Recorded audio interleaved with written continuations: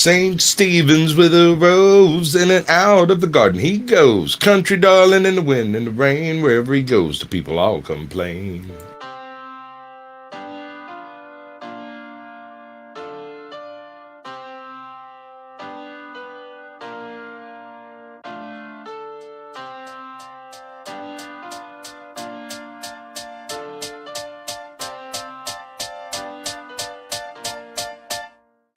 Welcome to space. What were you expecting? It's a dangerous place. Thank you for investing. Go there for your rota, there for your orders. Fill up these quotas, we'll bill for your quarters. Report to your foreman, but watch for marauders. Cause if you get eaten, there's fees for your mourners. Prosperity's there in the care of magnates. In halcyon heaven awaits. Did you think it was supposed to look like the poster? It mostly does, oh, if you'd only read closer. Just 10 short years to a new frontier. Snooze as you cruise and you'll wake up here. You've been trapped in that ship for an awful long time. So perhaps you have simply forgot what you signed. Oh, honestly, did you not read the colony policy that defined you as company property? That wavers your say in autonomy.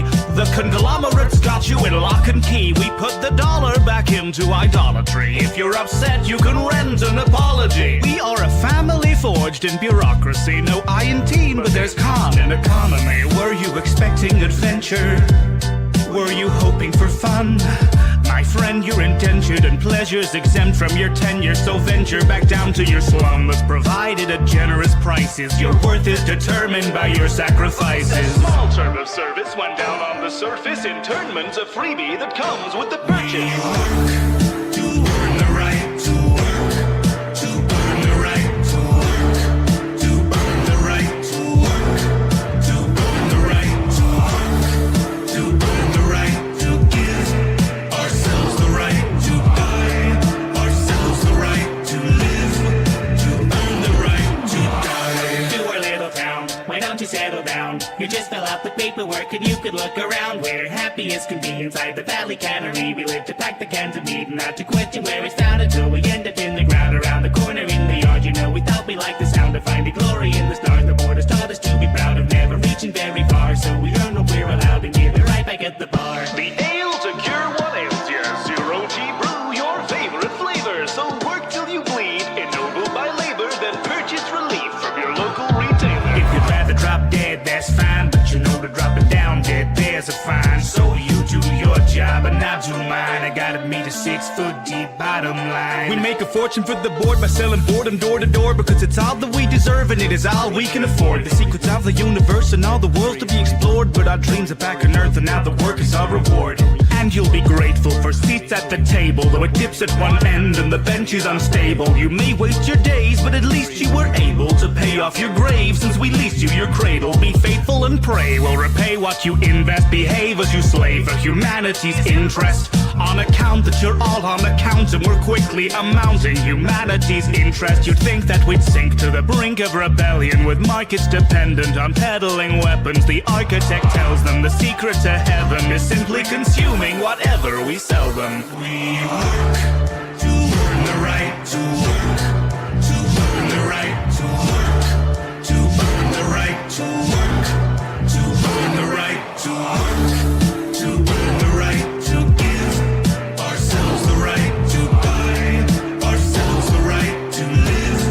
To earn the right to die. Should've read the fine print, my friend. Should've read the fine print. You should've read the fine print, my friend. Should've read the fine print. Welcome to our little town. Why don't you settle down? You just fill out the paperwork and you can look around. We work and then we work and then we work and then we work and then we work and then we work and then we end up in the ground. Welcome to our little town. Why don't you settle down? You just fill out the paperwork and you can look around. We work and then we work and then we work and then we work and then we work. Should've read the fine print. Here and here and initial here. Welcome to the family.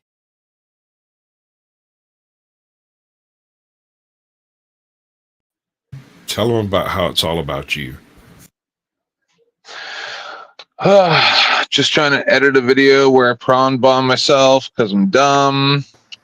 And it's not actually dumb, just tired. And you're welcome.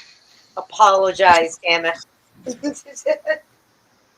motherfucking welcome. No, I'm never going to forgive you for that. That's we don't have to discuss that. Actually, I found something earlier I was wanting to do a show on anyway. So here we are. We're live. We're doing the thing. You're here to witness it. All right. Do you know what cash trapping is? Sounds like something you find on the streets of Atlanta. Do what? Sounds like something you'd find on the streets of Atlanta. Yeah, no, you're not wrong. But in this case, it is a scam method by which people place a device onto an ATM, and when you get cash out of it, it catches your cash, doesn't come out, and so you end up calling somebody and then leaving the place, and they come through and pull the device off and empty the cash. Smart. And it has your information, yeah. Well, no, they don't have your information. They just get your cash. Because it doesn't appear to come out of the ATM. It just feeds into like an envelope or some crap that they can go and pull out. So, New York City, a lot of the business stores has closed down. The FBI, a lot of the grocery stores have, the bodegas, they've been closed down because of that. A lot. They've been cracking down on that. New York City is a very big place when it comes to that, and especially with the food stamps. There's a lot of shit that's been going on with that.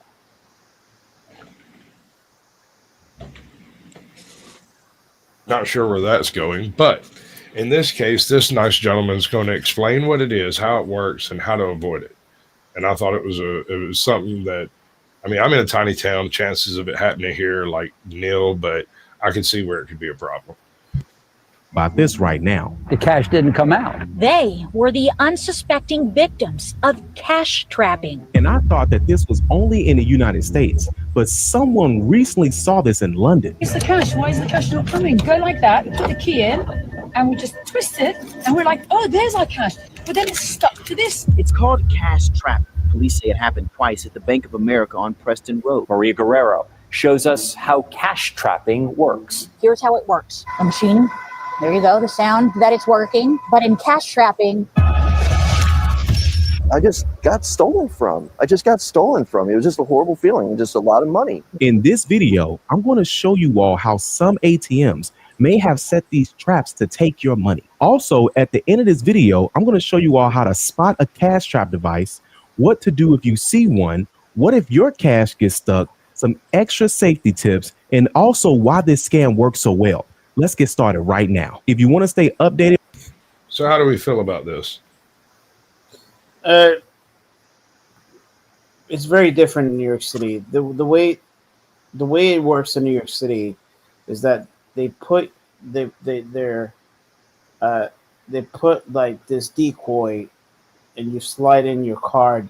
Well, no, that's a different thing. This is a new thing that they're doing now, where they put in a little doohickey that catches your cash before it gets to you. And so you think there's something wrong with the machine, and you call the bank saying, hey, there's something wrong with your machine. And they tell you, well, we'll come in tomorrow and we'll see if we can fix it. And then when you come in tomorrow, you find out that the cash was actually dispensed, and they don't know why you don't have your money. Somebody comes by later and pulls out the little gizmo and gets your cash, and then puts in another little gizmo in its place. So I could promise you something, Sash. Like if there's like money stuck in between the machine in New York City and it's not coming out, these motherfuckers will kick the shit out of it. Like this is New York City. They would grab a hammer and they would not leave until they fucking kick the fucker. I promise you, like they would break the machine. They would rather break the machine and know that the machine is broken and know that they have their money. Well, I would rather not get arrested for trying to do that. So I'm all for learning about this. I mean, I'm just saying in New York City, no one gives a fuck. Like it's just like apparently they give a fuck about their cash. They would and so let's just say like if there's no money coming out of the machine, that's different. But if there's money stuck in the machine and they could actually feel the money coming out. That's what I'm telling you. You don't know. You put your card in, you push the buttons that says it dispensed money. The money doesn't come out. Do you freak out and start attacking an inanimate object, or do you call the banking operator to see what we can do about it? Yeah, that's different. But my understanding, I could be I guess. Sorry, I missed. I thought that it was just that there's a fucking tape or something that if some cash form of transaction check it coming out. out. Here. Let me clarify it for you. Financial crimes across the world finally met his match here in North Texas. Authorities caught up with a Romanian man last week near Houston. They say he was targeting customers at bank cash machines in both Louisville and Plano. Maria Guerrero shows us how cash trapping works. I mean, it looks just like a part of the ATM. And I just thought it was going to be a door that was going to pop up and give me the money. Jonathan Hoag's $700 withdrawal wasn't stuck in a faulty ATM machine. I was just totally perplexed. I didn't know what to think was happening. Ray McCormick's $100 wasn't caught in a broken cash machine either. The cash didn't come out. They were the unsuspecting victims of cash trapping. I just got stolen from. It was just a horrible feeling, just a lot of money. And I was doing forgery investigations for 32 years, and this is a new one for us. Here's how it works. We're pulling up to this ATM. Everything looks normal. The victim will come and get cash. The machine, there you go, the sound that it's working. But in cash trapping, nothing happens right here. Okay, so instead of getting your money like this, as normal, cash trapping, nothing happens.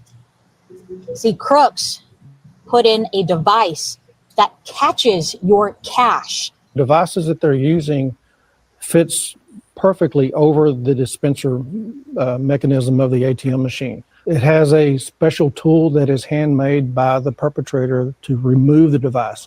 Plano's theft happened in July at this Bank of America at Parker and Preston in Plano. But this individual was waiting for the person to leave, and then as soon as they left, he would come take the device off, take the cash out. Fortunately, Hoag snapped a picture and filed a police report, leading to a multi-agency investigation and the arrest of the... Okay, so do we reckon this is a natural-born American citizen doing this? Well, they did say Probably, I guess. But I was mistaken, Sash. I thought that you could see the money coming out, but you couldn't take the whole sucker out of it. Like right? No, it looks perfectly normal, except nothing comes out. Oh, and the reason Just acts like never the machine's out of money. You're if correct. you've ever run across that. All That's right. how In it that behaves. case, then that's different. But if okay, sadly I was mistaken. Sorry. The alleged culprit and two others last week in the Houston area where he was living. Ionut Iova, a Romanian national, is also wanted by Hungarian authorities and police. Bingo. Interpol. Interpol. In Canada, with one alleged cash trapping fraudster himself finally trapped. Authorities urge continued vigilance. It's crazy to see how far people will go just to steal your money. Now, I know what you're thinking. Oh, that was just in Texas. Check this out. Police in Prince George's County are issuing a warning to ATM users after finding suspicious devices at two banks. Show you new photos from Greenbelt Police that show metal plates placed over the cash slots. It's a new crime called cash trapping. Yeah, Simone, we've warned people about bank jugging, also card skimming, and now we might be looking at a new type of crime, like you mentioned it. It's called cash trapping. Now, Greenbelt Police tells us that a person using an ATM at this Bank of America here warned them about a suspicious device just this Saturday. Alicia Hernandez says she's surprised to see that thieves have figured out another way to steal people's hard-earned cash. It's so bad. It's so bad because area is so people working hard. Greenbelt Police say that it was a concerned resident who notified them that there was a device blocking the money slot at the ATM on... Okay, I get it. There are devices found all over the place. What do you do about it? This dude's funny. Hold on. So the way the device was set up, we weren't sure if that device was there to actually trap the money or capture the money, or if it was there set up as a distraction so that some other crimes could be committed down the road. ATM users say it's a wake-up call to be more aware. Salem police say a Lawrence man sabotaged an ATM at the Marblehead Bank on Canal Street. Officers say Henry Sandoval de Jesus installed a trap on the cash machine, which kept the money from coming out. Now, police say the device had been used several times over the past few days, so they set up surveillance. Well, they say they spotted him removing the trap. Wait a second. Hold up. Set up surveillance on an ATM that has a camera? Right. Okay. Now, remember earlier when I said that I thought that this was just nationwide? It just so happened that someone just did this in London. Watch this. It's the cash. Why is the cash not coming? So we go, okay, let's put the cash stuck there. So we go like that, we put the key in, and we just twist it, and we're like, oh, there's our cash. But then it's stuck to this. It's stuck, and we try to take it out, and then the lid comes out with it. Look what they've done. Someone has taken a fake lid and has actually put it on here, like this. So every few minutes, we're guessing, they come here, and they undo this stupid thing here. They take your cash that's stuck to the sticky bit here, and then they go. Now, I want you to know exactly what to do for a little bit into these scams. Let's go down the list. Number one. Do what? So Sash, you see that? If they see like, if they see that the machine is not pulling out money, that they won't do. But trust me, what I tell you, in New York City, if they see that the fucking, well, you saw what she did. You saw what she did. She went to clawing at the damn thing. She heard the money come out and was like, nope, I heard that dispense. It's here somewhere. And she took her key and popped off the face of the damn thing. If she had been wrong, she would have been vandalizing that machine. Yeah, it might have been a federal offense too, depending on what bank it is. Yeah, she's in London, so probably. yeah, like in New York City, the people don't give a fuck. If there's like $40 trying to come out of the sucker, they will pull that shit. They would not leave it. They will not they wouldn't be like, oh no, it's okay. Let's call the machine. No. I don't think you get what I'm saying. Like, yeah, they'll flip out, they'll freak out, they'll run around, they'll do stuff. If you start wailing on a cash machine, cops will be along directly in some places. And yeah, you might get lucky. I mean, now that people know about it, yeah, they might start fucking with things to try to get their cash out when shit like this happens. And they'll probably find it eventually, right? Ain't you ever watched Barbershop? You know what I'm talking about. Federal offense. Brother. How to spot a cash trap device. The first thing that you got to understand is awareness. Most people never think to inspect the ATM itself, but here's the reality. Cash traps usually look a little different from the regular slot. If the part where the money comes out looks a little loose, if it looks bulky or like it doesn't belong, that's your first red flag. Sometimes criminals use tape, glue, or even 3D printed parts to stick a device right over the slot. And if you tug lightly and it wiggles, just walk away. Don't force it. Just avoid the ATM entirely. I always tell people this. Think of it like this. When you go to a gas pump, you check for skimmers, right? Or at least you should just by watching the videos from this channel. Same thing at the ATM. A 10-second inspection can save you hundreds of thousands of dollars. Now, what to do if you see one, okay? Now, let's just say you're at the ATM and you notice that something is strange. All right, pop quiz, kids. What do you do if you happen to come across one of these things? Call the cops. Or try to open it yourself. Do what else? Call the police. Don't let anyone else use Walk away and don't pretend like you didn't see it. Take the money. I think maybe I shouldn't make any comments because something like this happened. You know what? I'll tell you guys in private. But it was my fault. Guys, it was a long time ago. I was 19 years old. It wasn't my fault. Okay, you're giving yourself away. Yeah.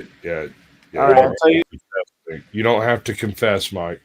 We're not your priest. But this is a long time ago, though. It has nothing to do with me. If you were 19, you were an adult. I had an experience. Oh my God. A bad experience with a cash machine one time. I went with the chick. It wasn't my money. It was someone else's money, but they went and like, there's some maximum amount of money that you can get out. Right. And she went to the ATM and she asked for that maximum amount of money in like 20s, 5s, and 10s, not realizing it was going to be a stack bigger that can actually come out of the freaking little slot. Right. And so it counted it out. She reached in and grabbed a hunk of it. It fell and kind of turned sideways. And she reached out and grabbed the second stack.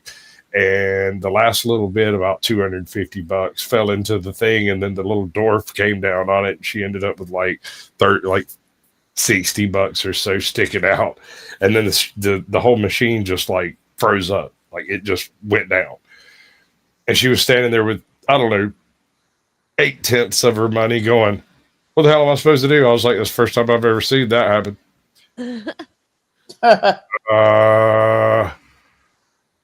So you're coming to this bank in the morning, right? You've got your receipt, right? She's like, yeah. I was like, okay, cool. So we'll just come to this bank tomorrow, first thing in the morning, clarify all of this. And she's like, but what about the money that's sticking out? I said, do you think you can get that money out of there without tearing it into little bitty pieces? She's like, no, there's no way in hell. I was like, right.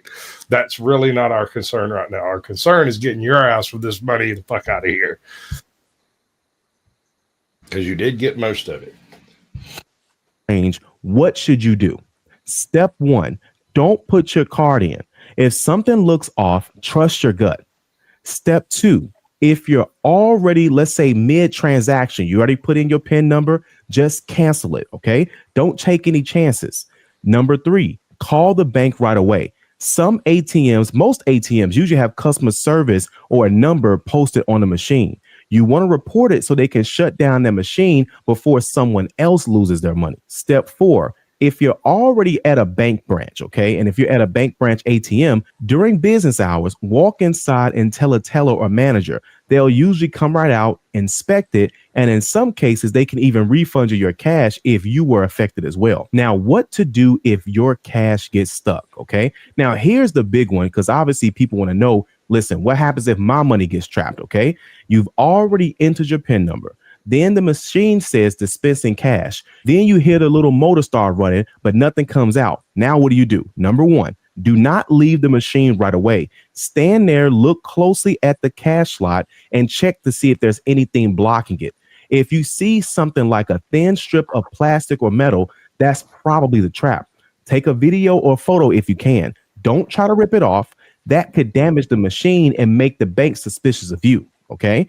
Number 2, call the number on the ATM immediately and then file a claim. The bank can see that the transaction is on their system, that you obviously tried to take out some money. So if you were supposed to get $200, they'll see that $200 was dispensed but never collected. That usually gets credited back to your account in the next few business days. Number 3, if the ATM is attached to a bank branch, go inside and report it in person. That way it's on record right away. The faster that you report this, the better the chance that you have of getting your own money back. Now, here are some extra safety tips. Let me give you just a few extra safety hacks when it comes to avoiding cash trapping altogether. You want to use indoor ATMs whenever possible. Inside a bank lobby, grocery store, or even the mall. These are less likely to be tampered with. Avoid isolated ATMs at night.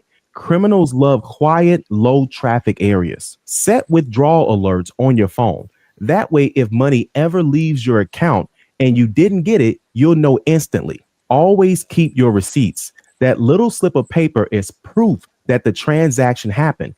Even if you... Why did he show a picture of a bajillion cars? I don't know. But I like how he used a video of you getting arrested when you went in to tell the bank teller. Yeah, I saw that too. It was just some blue lights and red lights. I'm like,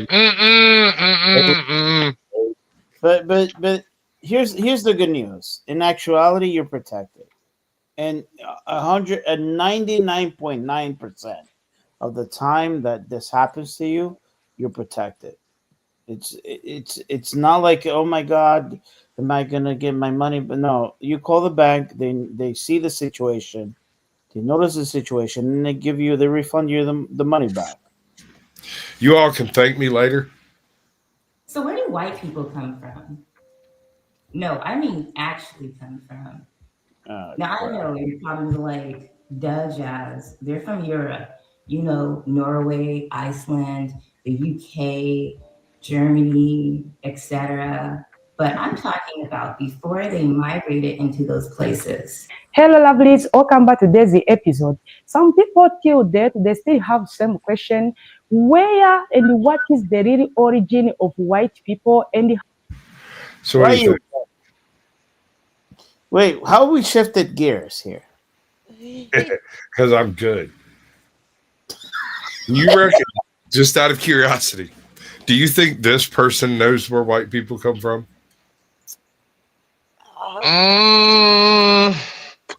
No. Anybody else have an opinion? I think she's going to have that opinion that pirate lady has.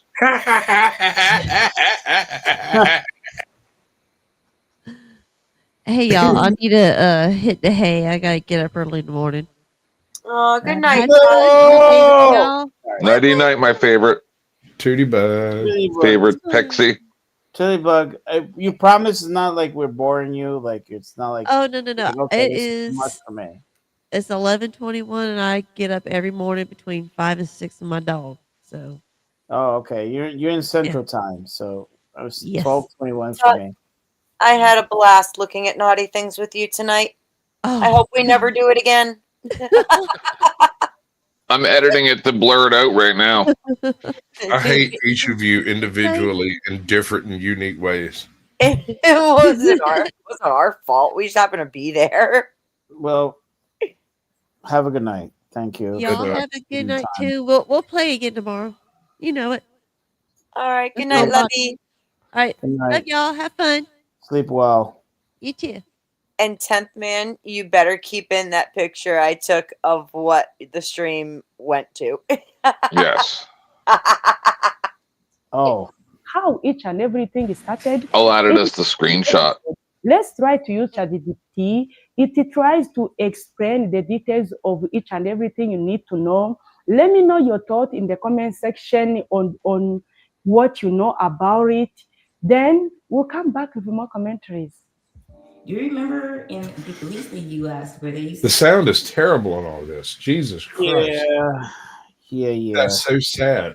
I may have to go remaster it just so we can go over it because, God, I'm going to have to fix that. Jay, hold on. Let me see who made this. Combo Space. I need you to fix your shit, bro. Call me. I can help you fix your shit, but you got to fix it, bro. That's no good. Whatever you got going on over there, you need a Sasquatch to help. He's just not messing with the levels from the original recording. Yeah.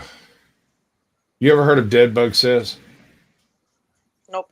Nope. Right. But I have what is it? Luxa. Your mama? Luxea. It was one of the top 3 editing softwares, so I got it. No, I'm talking about a creator called Dead Bug Says. Oh no, I'm sorry, no. So Dead Bug does like true crime highlights. He does. It is like some of the weirdest stuff you'll ever see, and he has this very unique hyper edited style that I really dig. But check this crap out. What's up, Chill with Claiborne? Welcome in.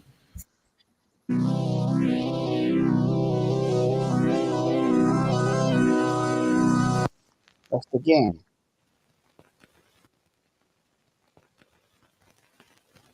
Like I said, hyper edited style.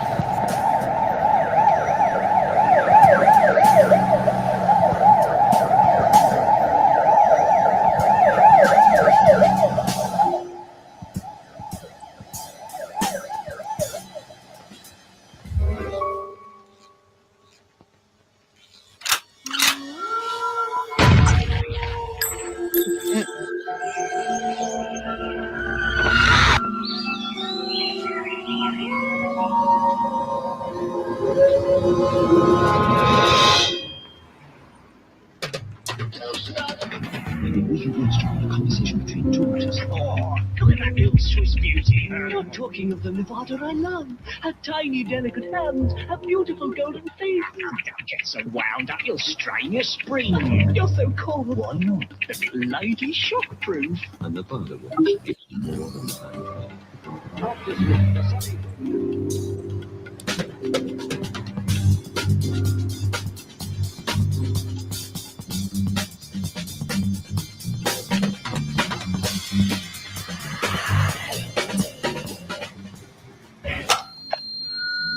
Me one, Teresa de Simone. Pretty, huh?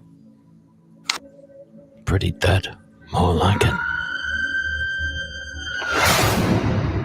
Teresa had a good job working as a clerk at the gas company. But she'd recently bought a car and needed to pay it off. So she got a part-time job, working 2 nights a week at a local pub. She'd only been there a month, but she told friends that it had improved her social situation. After her shift had ended at 11, she and a friend decided to go out to the local disco, with the friend taking him in her car, leaving Teresa's car at the back of the pub. They left the club at about 12:30, where her friend drove her back. You see what I mean by hyper edited? Yeah. Like, it's super thick. Yes, but is this a true story? Is he just like making things up like to make it a weird thing? He does true crimes. He just does it like he's straight out of a 1973 AV. Oh, that's kind of cool. Yeah, this is when like cocaine used to be it. Like people were snorting coke. It's just like, you know what, guys, this is it, and everything was legal. Sorry, Wasn't. To her car. I mean, except for gay sex. Illegal, but yeah. She witnessed Teresa get By the into way, Times Magazine, New York City, coke. If you guys look at it in the 70s. My father used to tell me the Studio 54. Yeah. And people were snorting and knowing the cops didn't say anything.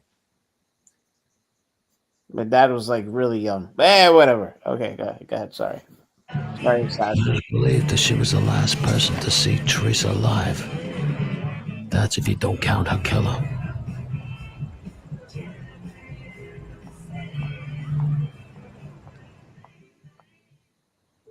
It was a few hours later.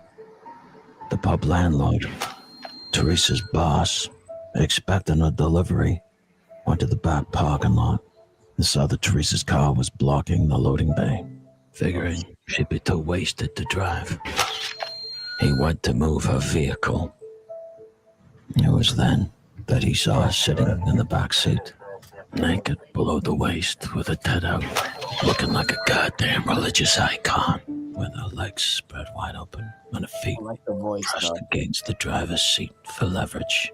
And there appeared to be cum dripping out of her mouth on her vagina. Oh my God. Yeah, dude. I'm telling you, dead bug is fucking harsh, bro. Wasn't expecting that, were you? Nope. Sure wasn't. That's almost as bad as what I did at the end of my show. No, I'm going to file a complaint with your manager, sir. Beth, this is your department. I want to recommend that you save your pennies for Sasquatch therapy. I actually put in a whole bunch of my videos back in the day to send all complaints and gave mandatory Carrie's email address. And after a few months of people sending random complaints about my channel, he asked about it. And I was like, oh, yeah, no, you remember you told me you'd be my complaints department. He's like, fuck you, dude.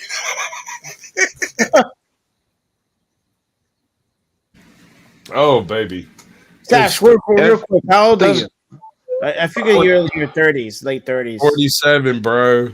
I can't wait to see Angry Casper again. You should know, Dad. He's the same age as me. And if does Buddy have a channel that you're talking about? Dead Bug? Yeah. So then why didn't he read them as a bit? These people are terrible. Oh yeah, no, yeah, he has a channel. No, mandatory carry. He has a channel, but he hates everyone so much that he wouldn't give anyone the fucking pleasure. But I still say he should have read them out loud. That was totally what I figured he'd do, and he didn't do it. But then again, we're talking about a guy who lives in his dad's shed in the desert with a manifesto. So boring. I mean, I get it. It's been done, but at least he's taking an original approach. He's trying to rewrite the Second Amendment. Nice. Good. I'm sure that'll go well. That's exactly the response that I had. Okay, sure. Yeah, whatever. She was hard and cold to the touch, and he knew that wherever she was, she wasn't coming back from.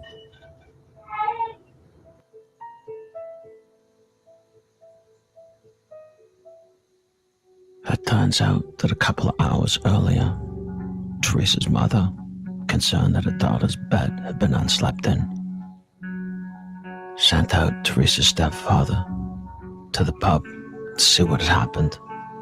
He noticed her car was parked there, and they figured that she'd stayed with a friend or she'd hooked up with someone. When the pub landlord went to the police, he didn't have far to go because the station was right across the street. The pathologist arrived at the scene of the crime at exactly 11:45 and determined, based on the presence of a white frothy mucus in the victim's mouth, that the cause of death was a long, slow strangulation, possibly for the perpetrator's own sexual pleasure, bringing the victim back to life several times. There were also several abrasions and bruising on the neck, believed to be from the victim's crucifix that was missing. There were also signs of anal sex, but they could not say for sure if it had happened at an earlier date or not. Although there was a sufficient enough amount of semen to conclude a high probability that it happened during an attack. Detectives were able to conclude that Teresa was set upon most likely in less than a minute after her friend Jenny had said goodbye, and that her killer had most likely been sitting and waiting in the front seat or the back seat of a car. They'd concluded that So he has a tendency of finding extremely dark cases to go over. That's why I don't generally share these, because my shows are a little earlier. And you What's know, this called again? Because my husband's gonna want this. Dead Bug Says. I'll DEADBUGSAYS. Yeah, I got you Okay. a link right there, bro. Dead Bug. He's got it. Yeah. He's sad. Yeah, my husband's gonna want that. He's We absolutely. got a lot of videos. This will work. There's quite a bit. Links backstage. earlier she must have left the passenger door unlocked. I got it. An error that most likely cost her life. Investigators were able to establish that the semen was produced by a male with the blood type of A or AB. Further swabs taken from Desimone's mouth were inconclusive. Teresa's leather handbag and personal belongings, including a diary, were found in multiple locations within the vicinity of her murder. Although her car keys, a wristwatch, 2 necklaces, including a crucifix and some rings, were never recovered. It was due to the fact that forensics believed that one of those necklaces, or the crucifix, had been used to strangle her. That behind closed doors, fish and chip eating cops were now calling their suspect the crucifix killer. In the 12 months after the murder, police interviewed 30,000 people and took 2,500 statements, tracing 500 people who were in the area the night of the murder. At one point, the police had narrowed... Do what? No, sorry, my cats were fighting. 30,000 people, bro. Okay. down to a possible 300 men who could have possibly committed the murder. And although her personal possessions were stolen, a robbery was ruled out, and they believed that it was a red herring to throw the investigators off, who believed the crime was motivated solely on pure lust, taken without asking, the basest coin there is.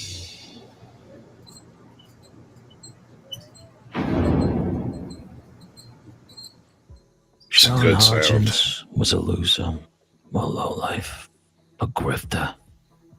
In fact, if you looked at a rock, you'd see his face under it. He'd only arrived in town 2 days before Teresa's murder. And it was only a couple days after that they picked him up on an unrelated charge, a thief in an automobile. But they figured since the car had been taken in the same area as the murder, they'd take a shot in the dark and ask a scumbag if he did it. Not surprisingly, he said he didn't. But surprisingly, he said he knew who did it, and maybe if they could cut him a deal, he'd turn rat. Well, just for a night. When the cops checked out his tip, it turned out the blood didn't match. But surprisingly, bingo, he's dead. And when they questioned him further, although he had numerous convictions, including a charge of unlawful sex, his statements were inconsistent, so cops had to cut him loose. But it was a few months later, while out on parole, he got picked up for a minor infraction. What do you reckon? You think they got the guy? Y'all are tons of fun. Got thrown in jail for 3 years. While in there, Nope. And he confessed that he'd been having nightmares about I seeing agree. woman That that ain't he Texas guy. a tight little number, a barmaid in Southampton. And being it was the anniversary of her death, she kept showing up in his dreams. I hate when that happens. Can you pause this for 1 second? Yeah, right. So there's a video. The only reason I don't play it on mine is because it's like a 10-year-old kid or something. Maybe he's like 15. I don't know. He looks really young. He put out a video yesterday that somewhere some kind of type of law school did a study, and it's what I've been talking about. Is I believe a large amount of people that are in jail are innocent, and they did a study, and they said approximately 11% of the people that are in jail would likely be exonerated if they had a proper trial, and it's like 54 million people or 54,000 people. Okay. Well, I mean, saying the cops are terrible, largely trash. Yeah. I mean, yeah. I know that's why everyone tries really hard to avoid cops in general. It's not because they're fucked up. It's because you don't have to fuck up to get run in by them. Yep. I'm just saying, like, they never caught Zodiac. Never forget that. So probably was a cop. Or a DA. A lot of them that were never caught. Yeah. Same thing.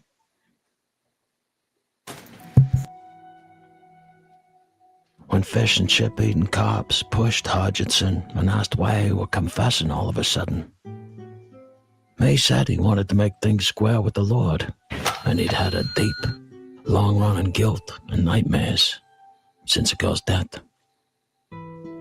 He told the cops he could tell them where they could find her possessions that he'd stolen off her necklace and whatnot. They took him out, but they didn't find anything. He'd also confessed that he'd killed a man in London only a few weeks later, on December 27th. And that he'd also murdered a homosexual in his apartment, or fag, as they were known as back then. Oh my God, it's always got to be the gay stuff. Cops checked But out. when actually forensic, happened? in terms of blood and everything, that it became like, because I know that there was semen on her lips, Mike. you know, like you could put semen and then your blood, and they couldn't even test it out because it wasn't something Well, this was mid 70s, bro. Like they didn't have a whole lot of like testing type stuff to do back then. It was basically just DNA didn't start until like 88 or something.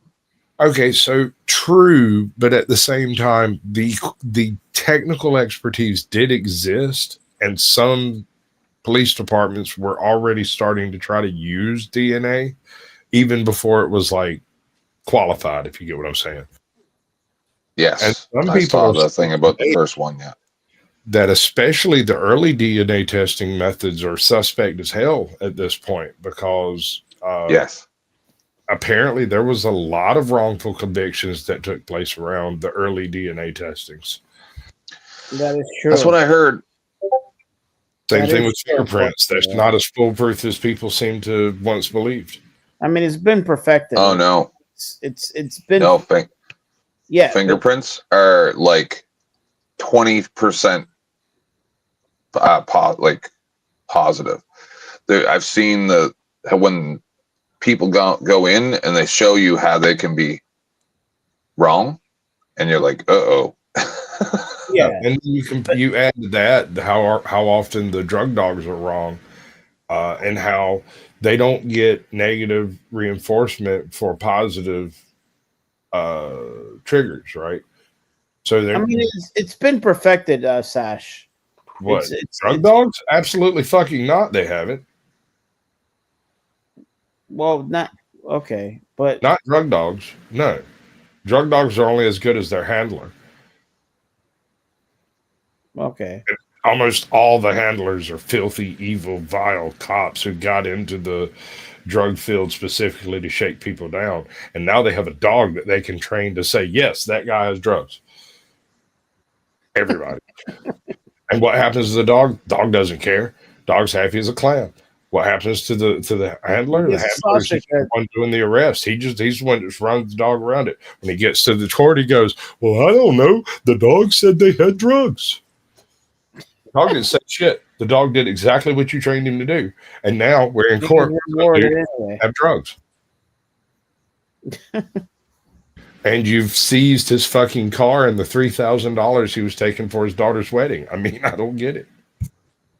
Yep. Possibly a figment of his twisted imagination. But despite all of this, they still put him on trial. During the trial, he told the court that he attempted to steal Teresa's car and that he'd broken into it with a coat hanger he'd found. But because he was so drunk, he went into the back seat and passed out. But he woke up when she got into the front seat and slammed the door. It was then he reached over the front seat and he strangled her to death with the sleeve of his sweater. And then he had sex with the corpse. And thereafter, with the moistness that Teresa Oh my God. felt, he took several of her personal possessions Absolute and then savage. absconded from the area. And I guess that worked convincing enough for the jury, who retired at 11 a.m. to consider their verdict. And on February 5th, It's a nice palate cleanser after that last one. after a 2-hour deliberation, including their lunch, they returned around 2 o'clock with a guilty verdict, with the judge saying he agreed and he had no doubt of Hodgson's guilt. There's a big difference between a sleeve and a crucifix necklace causing strangulation. I was wondering if anybody was going to catch on. Mm-hmm. I watch a lot of true crime. There's also a couple. But wait. Go ahead. Doc, you're the guest and I'm your host. Feel free. No, I'm trying to understand. How would you ever get strangled by a crucifix necklace? Like, do they make those like super strong or something? Like, what's You going can on? do it. Armor of God, right? I don't know. Look at a Garrow. Well, Strong necklace. Yeah, no, that's a superbly strong necklace. However, I could make an argument that a cardigan sleeve could be used, and the crucifix would be between the skin and the sleeve, and just happen to catch the right spot. You could end up with some odd bruising in that pattern. But the idea that he slowly strangled her has been completely lost on this transition, right? Yeah. But for many, including individuals in the police force and the prosecuting team, there were too many inconsistencies in Sean Hodgson's original confession and subsequent trial to make him the killer. And when he came forward 5 years later and said he hadn't done it, it would be negligent for the investigators to ignore it. And yet they did, claiming they destroyed all records and it was impossible to look back accurately on the case. But nevertheless, they believed emphatically that Sean Hodgson was their man. Pause. But it was a Dudley Do-Right law. That last frame, you know why they put the hairs there? It's a fingerprint, like copyright. Yeah. See that? Yeah. A lot of times people think those are there for no reason, like if somebody left a hair on. No, that's not why. Right. Exactamundo.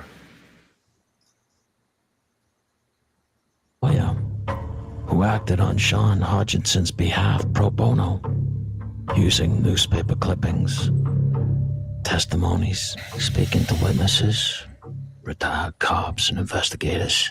But ultimately, it was his tireless petitioning for the use of new DNA technology that will bring the case to the forefront and proving unequivocally that Sean Hodgson wasn't the killer. But not only did it prove he wasn't the killer, it proved who was.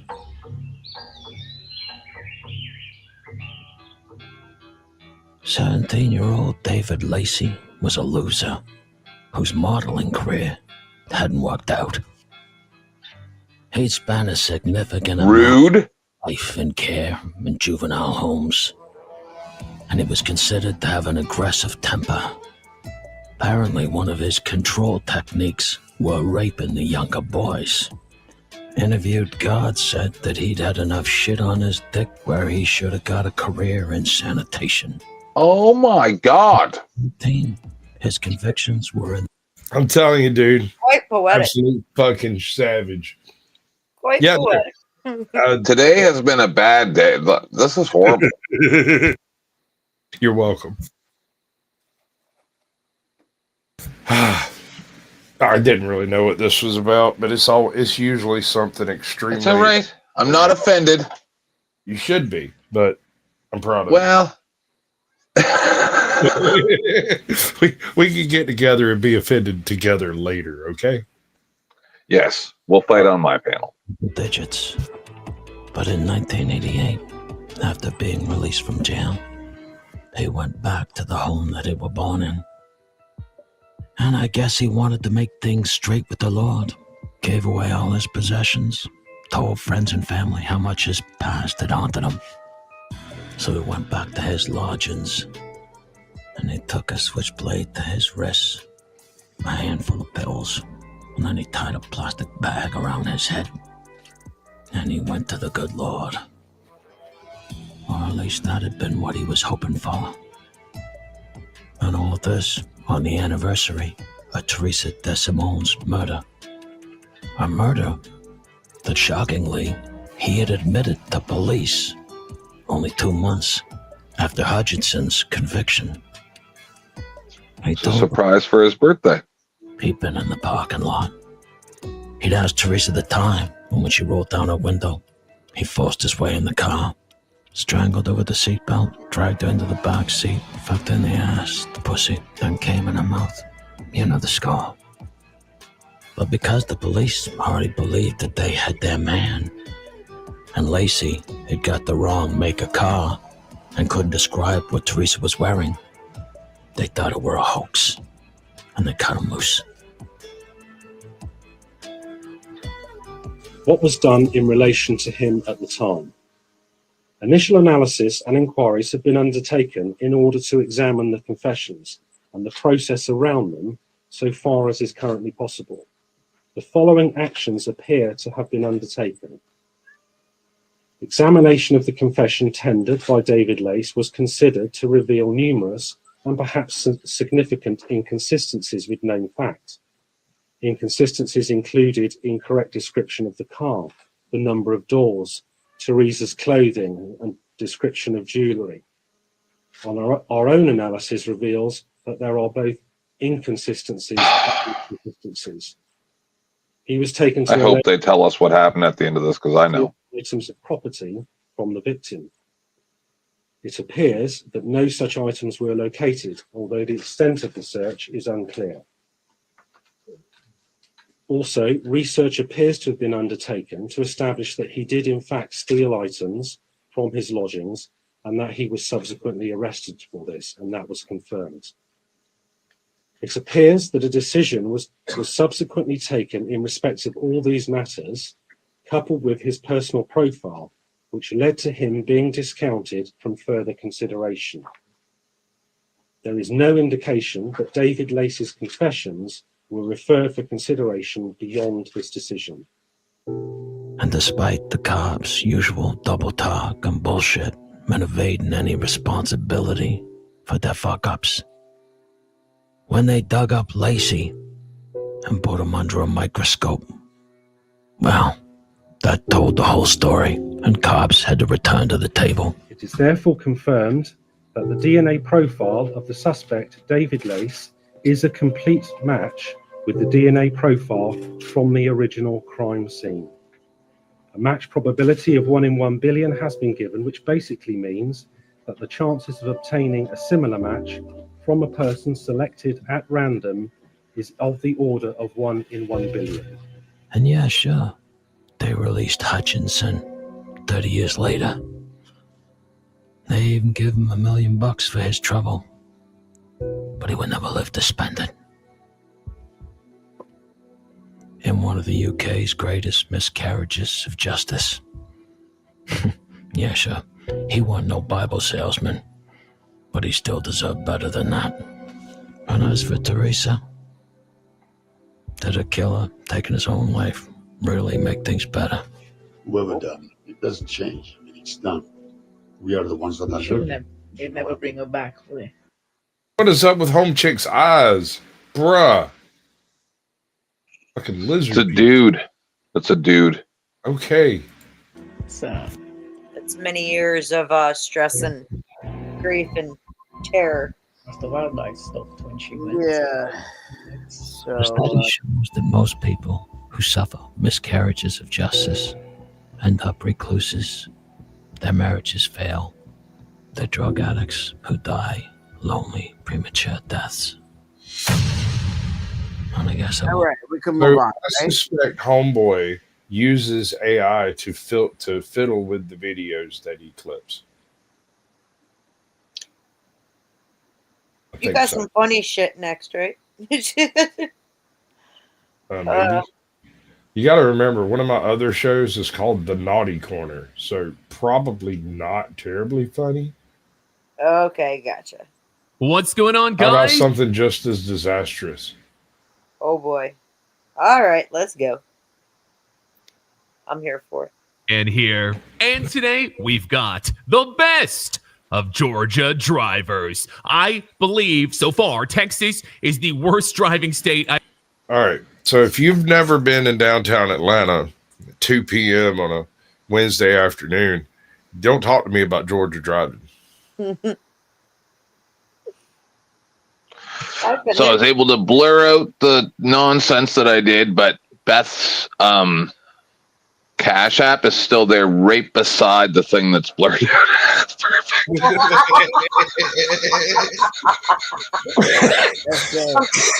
Look at it. Hold on, I'll make it public again. Where are we supposed to look at it? I'm absolutely not showing. On my channel, I made it public. You're an absolute savage. Uh, Absolute savage.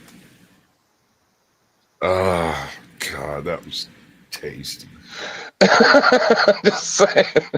I mean, I'll never forgive you, but at the same time, you've kind of already been punished, so.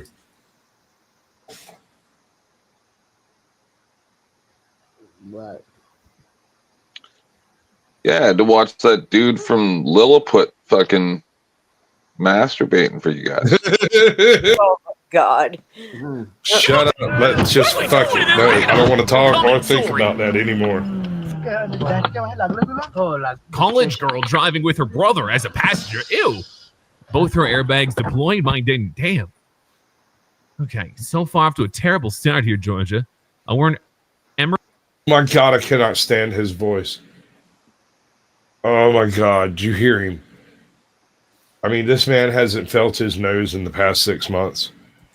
You didn't need to give him a bump, did you?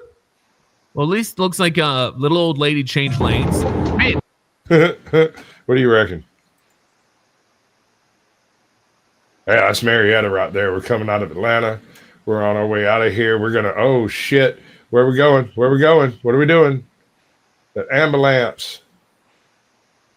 Somebody call that man an ambulance. Tell me why. Ambulance. On that last one, Sass. Yeah. Why people so stupid? Because people are stupid. Because people are stupid. If there's a 3-lane highway, and you decide I'm gonna race a tractor trailer in its blind spot. Yay me! 10th man, by the way. Yes. The Bible talks about that 98% of the people. It doesn't elaborate it in that sort of context, but it does say that not everybody's going to be saved. Nope. How did we get back to that? No idea what just happened. I don't either. I'm lost. But I it thought does say that a lot of people are going to be lost. I thought I He's saying missed dumb. something. He's saying dumb people don't belong in heaven. I'm just saying that dumb people are just going to be lost, whether it be heaven or hell. People are crazy. Well, Be safe. I'll talk to you about that later. There's actually something on that. We'll do it after the show. We're gonna do. I don't mind like having a. Sasquatch is trying to show stuff, and I want to pay attention to him. And Oh yeah. We could do that. But Homeboy just passing in the turning lane. He don't want to turn. Oh no! Now what happens? Georgia. We call him Meth Head Manny. Listen, I drive really safe, and that's the reason why I haven't had accidents. Yep. I've almost been completely taken out by like big tractor trailer, flatbed trucks twice. Absolutely. oh shit! Jeebus. Yeah. At least he's facing the right way in the end. What's going on here? Homeboy cuts him off, catches a piece, catches another piece. That's a call for slow motion right there. You might be right. Let's do that. That's just fluke that he got out of that as well as he did from what I saw there.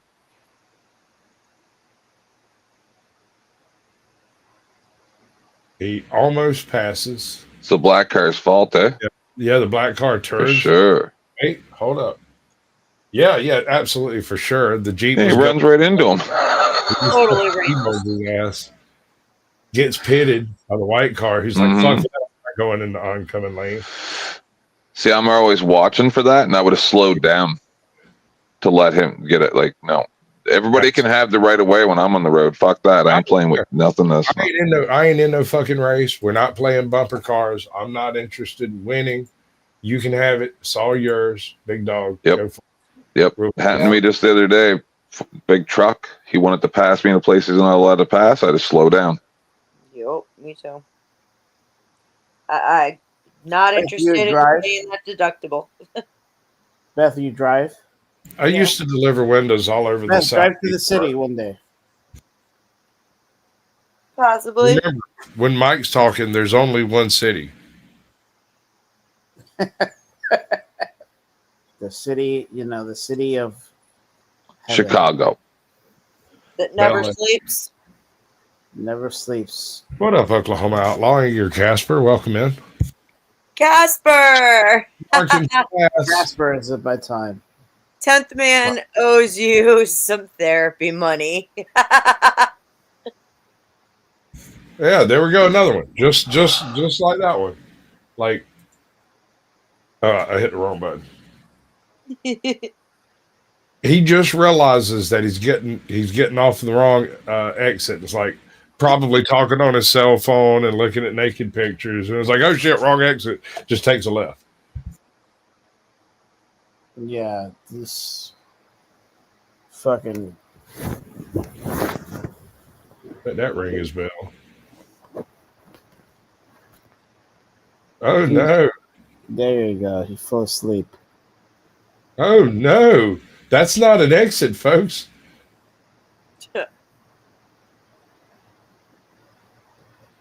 What the hell? Oh my God. Low key PTSD. Mine's not so low key. Outside of Dunwoody. Oh, no.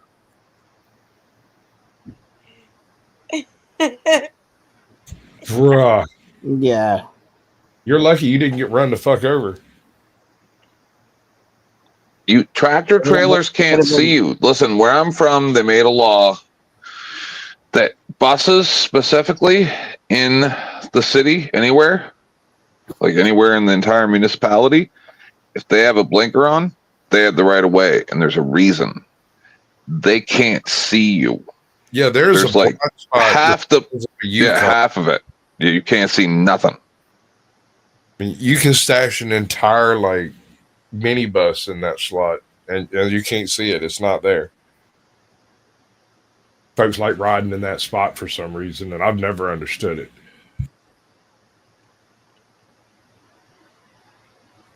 Oh, stupid. Yeah.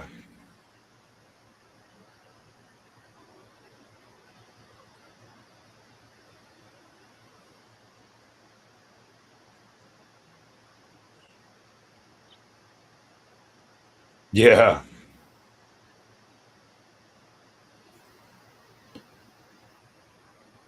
No honk or anything.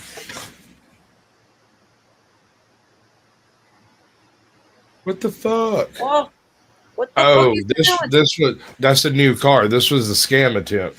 They were trying to get him to rear end them. Yeah, these are the type of people that I follow them home.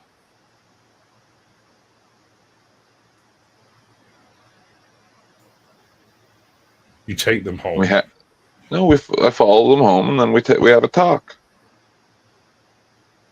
We have a nice little talk. Maybe not that guy. Oh no! It's quite educational. Oh bother! That just fall out of his truck? Yeah, that fell off the side of it or something. Son of a bee! Oh, I'm so scared of that. Right? Yeah, I think it was an insurance scam too. This one too. Yep. They should know everybody's got some kind of camera these days. Right? That's what they're counting on, really. They're just counting on the angle being bad.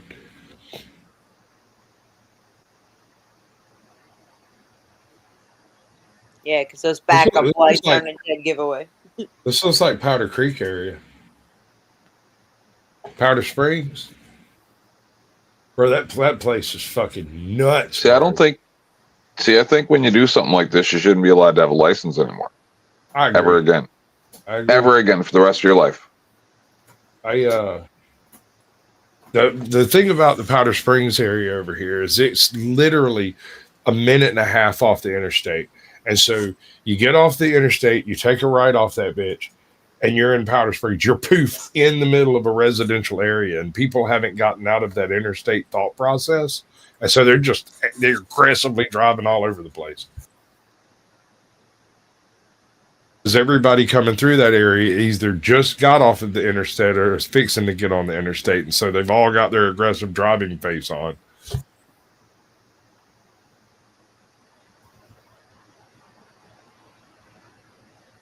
Yeah, most of these are insurance scams. That's crazy, though. I'm right under it.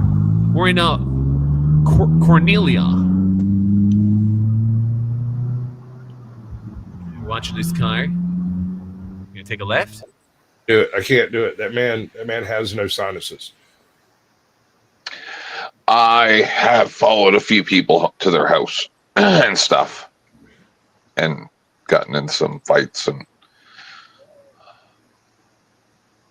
busted some windshields or different things. I don't do the reverse thing. I just don't. Maybe more than Well, I'm Batman.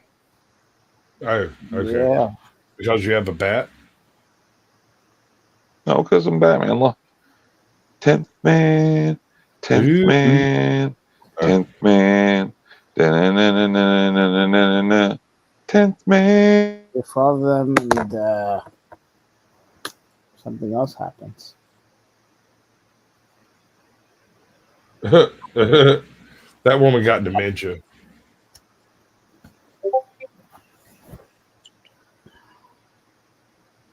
Come on, that's a good job. I see nothing wrong with that. Oh my Lord. This shit gives me the heebie-jeebies and the word.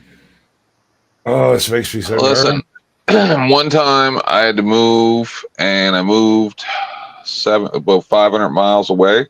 I drove a U-Haul truck with a trailer with my car on it. No bubbles, no troubles, but I did it almost all at night, so I didn't have to deal with any of these imbeciles. Yo. That checks out. You should drive by, some of the people I work with crazy because Yeah, I just drove, 10 or 15 under the speed limit and just drove at night with my high beams on the highway, and it did it beautiful. It was a beautiful thing.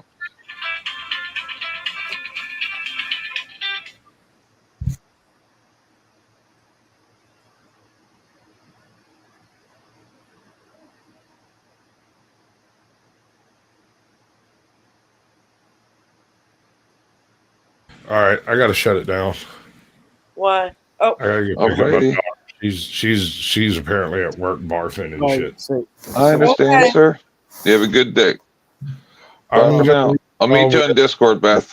Okie dokie. Yeah, do Peace. the thing and Beth, the I've stuff. been sending you. Well, Oh, I'll go Much- check.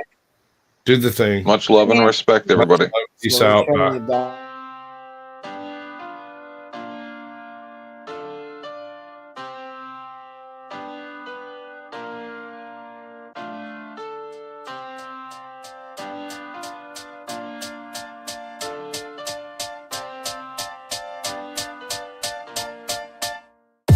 Welcome to space. What were you expecting? It's a dangerous place.